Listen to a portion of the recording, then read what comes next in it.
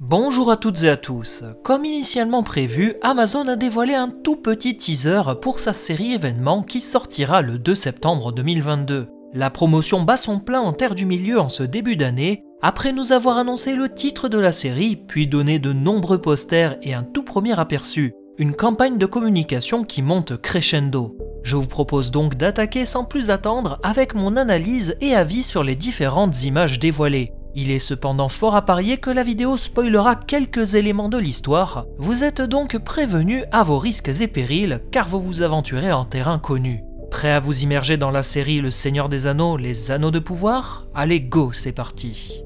Avant toute chose, le teaser affiche une durée d'un peu moins d'1 minute si l'on prend tout en compte.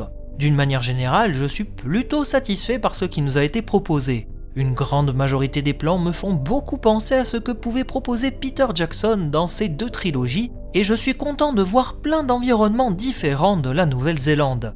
J'ai toutefois quelques réserves sur certaines images, notamment la créature qui déborde d'effets spéciaux, ou encore des plans qui sonnent faux comme Galadriel escaladant les parois glacées. Cela reste quand même à nuancer, nous sommes en février, ces images ont sans doute été montées il y a un petit moment, et non la veille pour le lendemain.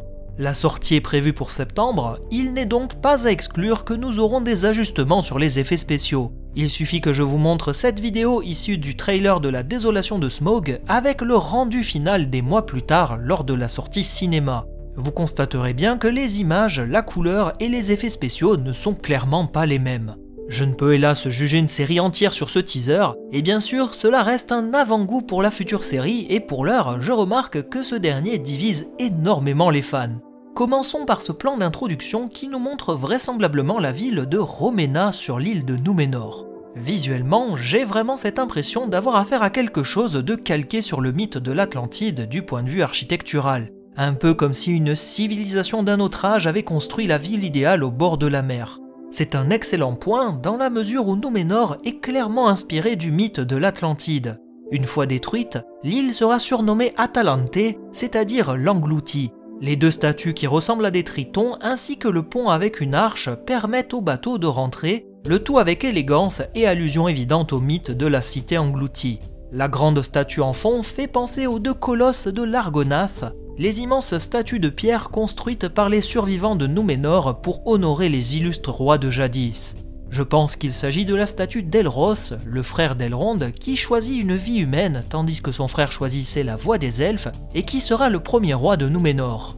On peut également y voir en fond la grande montagne sacrée du Meneltarma, ce qui confirme bien que nous sommes sur l'île étoilée de Númenor. Une belle composition qui rappelle évidemment certains plans du Hobbit et du Seigneur des Anneaux de Peter Jackson, bref, pour l'instant ça commence bien.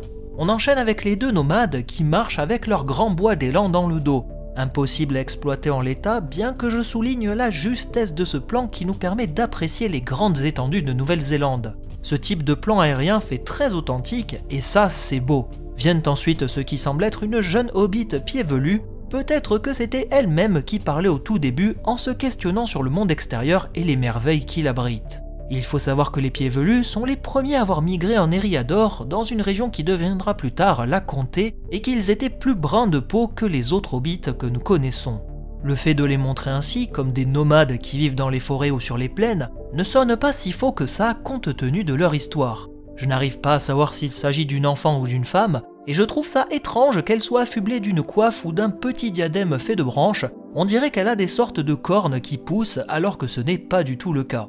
Poursuivons avec ces quelques plans montrant l'elfe Galadriel en train d'escalader une paroi glacée. Je me demande vraiment ce qu'elle pourrait faire ici, pourquoi est-ce qu'elle embarque d'autres personnages qui sont assez peu visibles dans le fond et qui grimpent avec elle. Un nouvel article publié par Vanity Fair en complément de la sortie du teaser nous informe qu'elle est désormais la commandante des forces elfiques du Nord et qu'elle se charge personnellement de la traque des derniers serviteurs de Morgoth et Sauron dans ces territoires du Nord. Une chasse aux monstres qui est visiblement motivée par la volonté de venger son frère Finrod décédé au combat. Je trouve ça pour le moins étrange, j'aurais pensé que Galadriel était plus tempérée et moins prompte à se laisser envahir par un sentiment aussi sombre que la vengeance. Mais peut-être que c'est là l'intérêt de ce personnage dans la série, montrer qu'elle est à la fois habitée par une bonne volonté mais également des pensées bien plus sombres. La scène aurait lieu dans le Forokel, une grande terre gelée du nord où vivent les habitants du peuple de Lothot, qui s'apparentent à des Esquimaux tant culturellement que physiquement. On voit une Galadriel déterminée avec une très jolie armure qui fait ressortir les étoiles de Fëanor sur ses épaules. Une scène qui semble aller de pair avec la découverte d'une créature dans une caverne, sans doute un troll des neiges ou un troll des glaces, comme on peut le voir sur ses épaules avec les glaçons, et qui semble troublé dans sa tanière par un des compagnons de Galadriel. Les quelques plans dévoilés à cette occasion ne m'ont hélas pas du tout convaincu. Que ce soit les effets spéciaux du troll ou bien les cabrioles de Galadriel, j'ai l'impression de revoir les Legolasseries, c'est-à-dire les cabrioles faites par Legolas dans le Hobbit avec une montagne d'effets spéciaux. Je n'ai rien à reprocher aux éléments de décor, ou le cadre avec cette grande cascade et montagne glacée, c'est plus l'aspect général des effets spéciaux qui me rappelle malheureusement tout ce que j'avais détesté dans la trilogie du Hobbit. D'un autre côté, on ne peut pas vraiment reprocher à la série de ne pas s'inscrire dans la continuité visuelle du Hobbit, et je sais bien que nous sommes à l'ère du tout numérique, et que les trucages et prothèses ne sont plus à la mode, mais je trouve ça dommage d'en user à outrance car ça manque d'authenticité. Après, je reste encore une fois optimiste, rien n'est figé et cela peut évoluer dans le bon sens, je l'espère. Pareil pour le troll, je ne suis pas trop convaincu, mais la lumière joue peut-être en sa défaveur, donc à voir, en espérant qu'il se dévoilera sous un meilleur jour lors de la sortie finale. Un peu plus tard, on peut apercevoir Galadriel chevaucher avec des soldats sur une vaste plaine, sans doute lors d'une bataille ou pendant un grand voyage. Un plan bien plus chouette qui me semble filmé en prise de vue réelle, et là, ça se voit.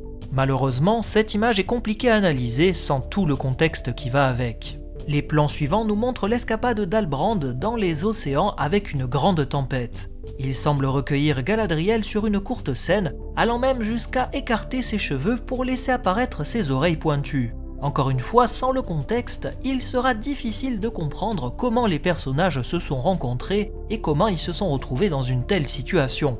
Peut-être qu'Halbrand a trouvé Galadriel flottant parmi les morceaux d'une épave de navire et qu'il décidera de l'accueillir sur son radeau, ou bien on peut imaginer que Halbrand et Galadriel sont tous les deux perdus dans les océans une fois la région du Beleriand engloutie à la fin du Premier Âge.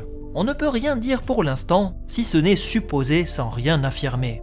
Pareil pour cette image de l'elfe Arondir, l'article de Vanity Fair nous apporte des précisions comme quoi il vit aux côtés des hommes du Sud et qui les aide contre les forces du mal. Cela peut être tout et rien en même temps. Est-ce qu'il lutte contre les hommes du Harad ou bien des forces plus maléfiques? En tout cas, il semble à l'aise avec un arc, logique pour un elfe, et on peut le voir choper en plein vol une flèche avant de la renvoyer vers son adversaire. Une sorte de Legolasserie là aussi en somme, mais dans le bon sens du terme cette fois. Je ne pourrais hélas en dire davantage sur cette rapide séquence où nous voyons Arondir bondir avec une hache alors qu'il est visiblement enchaîné. On ne peut qu'émettre un tas de théories à ce sujet. Sur un rapide plan, on peut voir le roi Gil-galad qui regarde vers le ciel. Peut-être a-t-il justement repéré la grande boule de feu qui passe au-dessus de lui, ou bien pas du tout. Toujours est-il que ça fait plaisir de voir le haut roi des elfes, et j'ose espérer qu'il aura un grand rôle dans la série compte tenu de son importance dans l'histoire. Nous pouvons également l'apercevoir ici dans cette superbe composition lumineuse. Il semblerait s'agir d'un conseil restreint entre les proches du roi du Lindon, peut-être le moment où il va donner des missions bien précises à certains membres de son cercle proche. Galadriel pour la garde du Nord et Elrond en émissaire auprès des nains par exemple. Pour ce qui concerne les nombreuses images des nains, je dois dire que l'article de Vanity Fair est plus qu'explicite sur la question.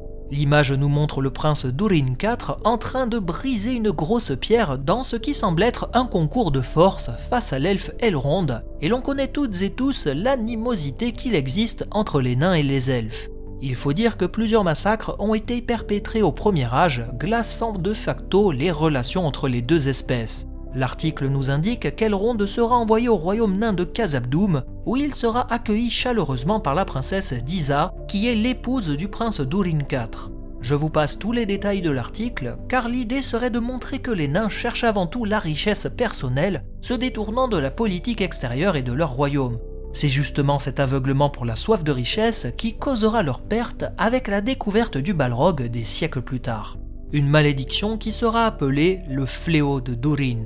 Le fait qu'on voit la princesse chanter, le prince inquiet puis Elrond visiblement agacé par la situation, démontre bien cette confrontation idéologique, et j'ose espérer qu'elle sera bien mise en avant puisque c'était déjà le cas dans les films ainsi que les livres. Terminons avec les dernières images très particulières de cet homme de feu. Je pense justement que cette arrivée est liée à celle de la grande boule de feu que nous voyons dans le ciel. Certaines rumeurs anciennes faisaient écho d'un personnage inventé par la série et qui était tombé du ciel avant d'être surnommé l'homme météore. On ne sait pas vraiment si la boule de feu est cet homme tombé des étoiles ou bien s'il s'agit d'un projectile de feu comme un boulet de catapulte enflammé par exemple. Cet homme qui s'écrase semble être accueilli par une jeune femme, peut-être une hobbit pied velu, qui souhaite l'aider dans ses premiers pas sur Terre. Qui peut-il être? Est-il bon ou mauvais? S'agit-il d'un homme ou d'une autre créature? Impossible de savoir ni de connaître son origine ainsi que ses réelles intentions.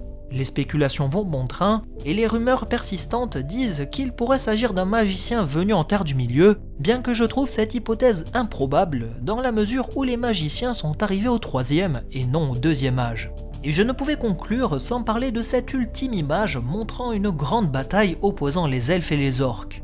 Il semble s'agir vraisemblablement de l'elfe Finrod, le frère de Galadriel. On peut le voir avec son armure qui ressemble beaucoup à celle de sa sœur, ainsi que l'étoile de Fëanor qui était portée par les descendants de cette illustre lignée. Finrod était un elfe guerrier qui a combattu pendant de nombreuses années au premier âge, avant de périr dans les cachots de la forteresse de l'infâme Sauron, qui était à cette époque le bras droit et fidèle lieutenant du Seigneur Noir Morgoth. Il est donc envisageable que les premiers instants de la série puissent nous montrer rapidement le premier âge, ce qui permettrait de justifier la présence de cette image de Valinor et des deux arbres, mais aussi celle de Finrod en plein milieu d'une bataille. Un peu comme l'avait fait le prologue de la communauté de l'anneau, 5 minutes très dynamiques pour la mise en contexte avec une carte à l'appui.